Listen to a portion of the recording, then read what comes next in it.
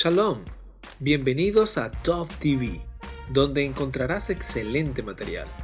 Desde acá te deseo Kol Tuv, todo lo bueno. Y recuerda suscribirte a nuestro canal para que estés al tanto de todas las nuevas publicaciones.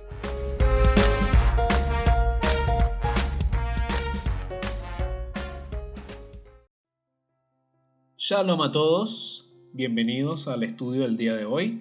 Es un estudio especial, su nombre es El nacimiento de Jesús, Yeshua, en Sukkot.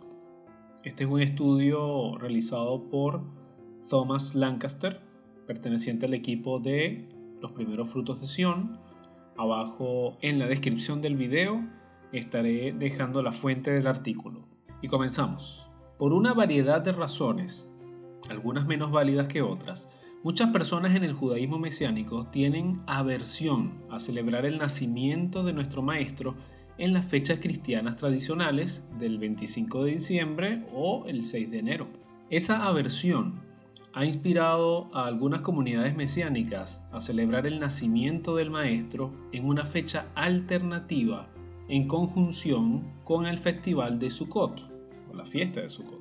La fiesta de los tabernáculos ofrece una opción atractiva por razones teológicas, tales como lo podemos leer en el libro de Juan, capítulo 1, verso 14. Ahí en pantalla estarán viendo dos versiones. La versión Reina Valera dice: "Y aquel verbo fue hecho carne, y habitó entre nosotros, y vimos su gloria, gloria como del unigénito del Padre, lleno de gracia y de verdad".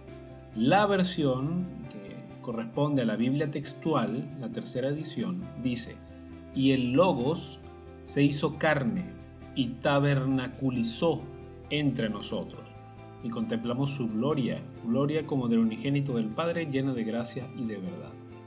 Es por esto también lo importante de cuando esté estudiando la Torá o los Evangelios, tener varias versiones bíblicas ofrece una ayuda muy importante. Entonces Sukkot es la temporada de nuestra alegría, un momento apropiado para declarar alegría al mundo. Pero, ¿hay alguna evidencia de una tradición histórica detrás de celebrar el nacimiento de Yeshua en Sukkot? Una antigua leyenda judía y anticristiana contiene evidencia de que los discípulos de Yeshua solían celebrar su nacimiento en Sukkot. Esto lo veremos más tarde. Y hay un primer punto a tratar en este artículo, y es la fecha tradicional. ¿Cuándo nació Yeshua? Los escritores del Evangelio no sabían cuándo ocurrió el evento o no sentían que la información era lo suficientemente importante como para transmitirla. Solo podemos especular. 2 siglos después de que sucediera, Clemente de Alejandría discutió la fecha del nacimiento del Maestro, pero no mencionó en absoluto el 25 de diciembre o el 6 de enero.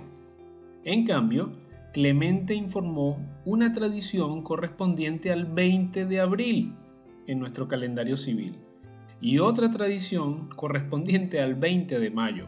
Sin embargo, a mediados del siglo IV, la Iglesia romana había comenzado a honrar el 25 de diciembre, mientras que las iglesias del este, Asia Menor y Egipto observaron el nacimiento de Jesús el 6 de enero. Ambos son desarrollos tardíos y no están respaldados por la tradición temprana o la evidencia bíblica. Ningún rastro de una tradición de los primeros creyentes judíos conecta el nacimiento del Mesías con el 25 de diciembre o el 6 de enero. Algunos especulan que la Iglesia asoció el nacimiento de Cristo con el solsticio de invierno y asumen que la Iglesia eligió el 25 de diciembre como una cuestión de sincretismo, con ideas religiosas más antiguas sobre la adoración al sol y el nacimiento de semidioses. Es decir, hay quienes dicen que se eligió el 25 de diciembre por el solsticio y el nacimiento de semidioses que supuestamente nacieron en esa misma fecha. Este puede ser el caso, pero los cristianos de la época estaban en una amarga lucha contra el paganismo y generalmente rechazaban tales asociaciones. En cualquier caso, Algunos practicantes del judaísmo mesiánico tienden a alejarse de la fecha de Navidad del 25 de diciembre debido a sus asociaciones negativas dentro de la comunidad judía y a las presuntas asociaciones con el paganismo. Para reemplazar la celebración de Navidad, algunos creyentes dentro del judaísmo mesiánico celebran el nacimiento del Mesías durante Sukkot, es decir, la fiesta de los tabernáculos, pero sin ninguna justificación real que no sea la conveniencia teológica. A menudo se escuchan afirmaciones espurias que intentan probar la fecha de Sukkot basada en el momento en que la clase del sacerdocio de Zacarías, es decir, la clase de Abías, sirvió en el templo. Otros defensores de la teoría de Sukkot afirman que Yeshua nació en una suká porque la palabra establo o pesebre es suká en hebreo. Estos argumentos no son del todo convincentes y se desmoronan bajo un escrutinio profundo. ¿Hay alguna evidencia legítima de un nacimiento de Sukkot? ¿O es el nacimiento de Yeshua en Sukkot simplemente algo apócrifo del movimiento de las raíces hebreas?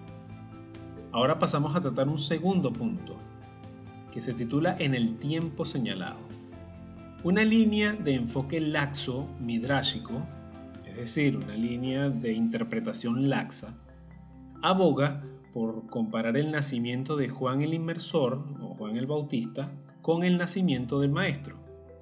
Según el libro de Lucas capítulo 1 verso 26 y el verso 36, la concepción del Maestro siguió a la de Juan el Inmersor por una diferencia de 6 meses. Si es así, el nacimiento de Yeshua también debería seguir al de Juan en el mismo intervalo. Si uno pudiera determinar cuándo nació Juan el Inmersor, podría también determinar cuándo nació el Maestro. En el Evangelio de Lucas, el ángel Gabriel le dice al padre de Juan, a Zacarías, que su anciana y estéril esposa, Elizabeth, está a punto de concebir un hijo. Zacarías expresa escepticismo, es decir, no lo creyó. Gabriel lo castiga dejándolo temporalmente mudo. La historia alude claramente a la anunciación a Abraham y Sara, donde el ángel del Señor se aparece a la pareja de ancianos para predecir el nacimiento de Isaac. Así como Zacarías, Sara expresó escepticismo. En la historia del Evangelio, Gabriel le dice a Zacarías que estará mudo, como dice el libro de Lucas capítulo 1 verso 20, hasta el día en que sucedan estas cosas, que se cumplirán a su tiempo, es decir, a su tiempo señalado. La predicción de Gabriel alude a Génesis capítulo 18 verso 14, cuando el ángel le dijo a Abraham: al tiempo señalado volveré a ti, y Sara tendrá un hijo. En la Torá, las fiestas bíblicas se llaman tiempos señalados, de acuerdo a la interpretación judía, es decir, los Moadim en hebreo. El tiempo señalado en el que Sara dio a luz a Isaac fue en el primer día de la Pascua, según la tradición judía y la interpretación judía. Como está escrito en el Talmud de Babilonia, en Rosh Hashanah, folio 11, lado A, dice: ¿y cómo sabemos que Isaac nació en la Pascua? Porque está escrito: en el tiempo señalado volveré a ti y Sara tendrá un hijo. Es decir, según la tradición judía, ese verso se podría interpretar de que su nacimiento fue en un Moadim. En los evangelios, Juan el Inmersor viene en el papel y el espíritu de Elías. La tradición judía sostiene que Elías aparecerá en la Pascua para anunciar la venida del Mesías. Por esa razón, leemos la profecía de Malaquías sobre la venida del Mesías en el Shabbat antes de la Pascua. Y así, los hogares judíos establecieron un lugar en la mesa del Seder de la Pascua para Elías. Quienes han asistido a un Seder de Pesaj, un Seder de la Pascua, una cena de la Pascua, habrán dado cuenta que siempre se deja un lugar para Elías. Si Juan el Inmersor era el Elías que está por venir, como dice el libro de Mateo capítulo 11, verso 14, no es razonable suponer que su nacimiento tuvo lugar en el tiempo señalado de la Pascua. Y si Juan el Inmersor nació en la Pascua, entonces el Maestro debería haber nacido 6 meses después, al inicio de la fiesta de los tabernáculos, es decir, en Sukkot. Y hay un tercer punto a tratar en este artículo, que se llama Sukkot en Betlehem, en Belén. Yeshua nació en Belén. Quizás José y María planearon su viaje a Belén para coincidir con la peregrinación anual a Jerusalén. El Evangelio indica que fueron escrupulosos para asistir a las fiestas de peregrinación en Jerusalén, y viajar con una caravana de peregrinación desde Galilea podría haberles brindado seguridad en el viaje. La peregrinación también podría ayudar a explicar el hecho de que no había vacantes en las posadas locales en Belén. Un contexto de Sukkot para la historia también explica los saludos angelicales de Hosana en las alturas, un saludo que se hace en la fiesta de peregrinación relacionada con la recitación del Halel, que se hace en Pesaj, en Shavuot y en Sukkot. Un cuarto punto a tocar en este artículo es el octavo día. 8 días después del nacimiento del bebé, José circuncidó al niño. Ese día le dieron el nombre que Gabriel anunció a María en el momento de la concepción, el mismo nombre que un ángel le reveló a José en un sueño. El último día de la Sukkah es un día festivo adicional que la Torá llama el octavo día, en hebreo Shmini Atzeret, como lo podemos ver en el libro de Levítico, capítulo 23, versos 36 y verso 39. Si Yeshua nació el primer día de la fiesta de los tabernáculos, deben haberlo circuncidado en el día llamado octavo día, cumpliendo así literalmente la escritura que dice en el libro de Levítico capítulo 12 verso 3: en el octavo día la carne de su prepucio será circuncidada. Pasamos ahora al quinto punto a tratar en este artículo. Se titula Agatta de Shimon Kefa. Es cierto que todo esto que hemos hablado es especulativo. Los evangelios en realidad no indican que Juan nació el primer día de la Pascua, que Yeshua nació el primer día de Sukkot o que fue circuncidado el octavo día de Sukkot. Sin embargo, puede haber evidencia de que los primeros creyentes judíos en Yeshua sí lo creían así. Una colección medieval del folclore judío anticristiano titulada La historia de Shimon Kefa o Agatta de Shimon Kefa conserva las tradiciones judías sobre los primeros creyentes judíos y los primeros cristianos. Agatta de Shimon Kefa es similar a otras leyendas ficticias, apologéticas judías, como también lo es el Toldot Yeshu, que contienen leyendas anticristianas que se originaron en los primeros días de las polémicas judeocristianas. En la historia que se cuenta en la leyenda, los sabios notables del día están angustiados por la cantidad de nazarenos que hay entre el pueblo judío y están ansiosos por encontrar una manera de distinguir fácilmente entre los creyentes en Yeshua y otros judíos. La historia se desarrolla a mediados de la era apostólica, es decir, alrededor del año 60 de la era común, pero en realidad refleja mejor las interacciones de los creyentes judíos del segundo y tercer siglo y la comunidad judía en general.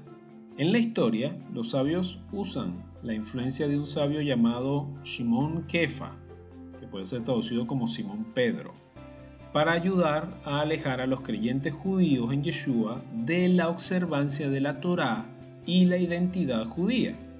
Su objetivo era separar a los creyentes en Yeshua del resto del judaísmo. Con la ayuda de Simón Pedro, dice esta leyenda, los sabios alientan a los creyentes en Yeshua a abandonar la observancia del Shabbat y la circuncisión, y prescriben un nuevo calendario litúrgico para los creyentes en Yeshua que son judíos.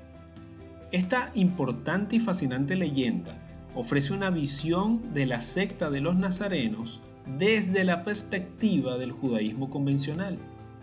Da fe de una memoria colectiva y comunitaria de los creyentes nazarenos como judíos que guardan la Torá y que en un momento pues eran prácticamente indistinguibles del resto de la comunidad judía. La leyenda también trata de explicar la evolución del cristianismo como una religión antijudía fuera de la observancia de la Torá. Y nos queda un último punto por tratar, que se titula Los 3 festivales de peregrinación. En la leyenda antes mencionada, Simón Pedro y los sabios intentan alejar a los creyentes de guardar las 3 fiestas de peregrinación, lo que es la Pascua, Pentecostés y los tabernáculos. En hebreo, Hag HaMatzot, Shavuot y Sukkot. De la misma manera que el resto de la comunidad judía. Ellos logran esto asignando un significado mesiánico a cada fiesta relacionándola con Yeshua de Nazaret. Leemos un extracto de la Agatta de Shimon Kefa. Dice que los líderes le decían a los creyentes en Yeshua judíos lo siguiente: no celebrarás el festival de los panes sin levadura, es decir, Hag HaMatzot, sino que celebrarás el día de su muerte. Y en lugar de la fiesta de Shavuot, celebrarás los 40 días desde su ejecución hasta después de su ascensión al firmamento. Y en el lugar de la fiesta de Sukkot, celebrarás el día de su nacimiento. Y al 8º día desde su nacimiento, celebrarás su circuncisión. La historia ficticia intenta acreditar al liderazgo de la comunidad judía la creación del cristianismo. Pero, ¿qué tipo de cristianismo es este? La historia de la Iglesia nos dice que los cristianos del siglo II, los llamados cuartodecimanos, observaron el día de la muerte del Maestro en la Pascua, es decir, el 14 de Nisán, y que todos los cristianos observaron el día de su ascensión 40 días después de su resurrección. Pero, ¿quién celebró el día de su nacimiento en Sukkot? ¿Quién celebró el día de su circuncisión en el 8º día de Sukkot? El texto fuente detrás de Agatta de Shimon Kefa parece reflejar una era anterior a la costumbre cristiana de celebrar su nacimiento junto con el solsticio de invierno. La legendaria historia recuerda una época en que los creyentes aún guardaban las fiestas bíblicas, pero atribuyéndoles un significado mesiánico a su observancia de los días santos judíos.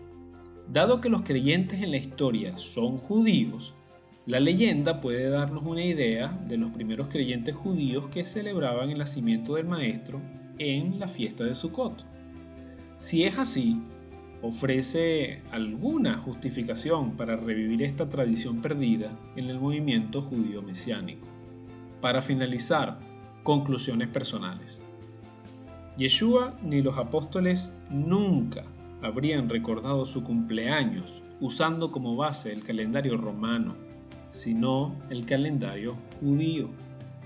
Yeshua ni los apóstoles tampoco ordenaron recordar el día de nacimiento del Mesías ni celebrarlo.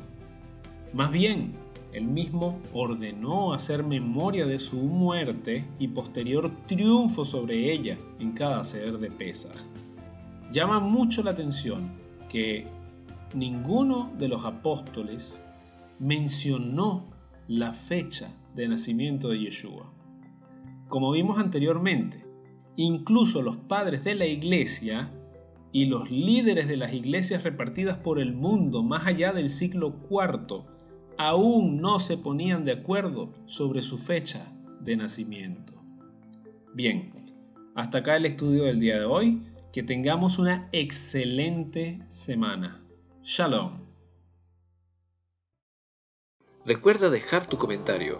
Si te gustó el video, dale like y compártelo con tu comunidad. Suscríbete y dale click a la campanita, ya que próximamente estaremos subiendo más videos al canal. No me queda más que decirte Toda Shesfitan Banu. Gracias por vernos. Shalom.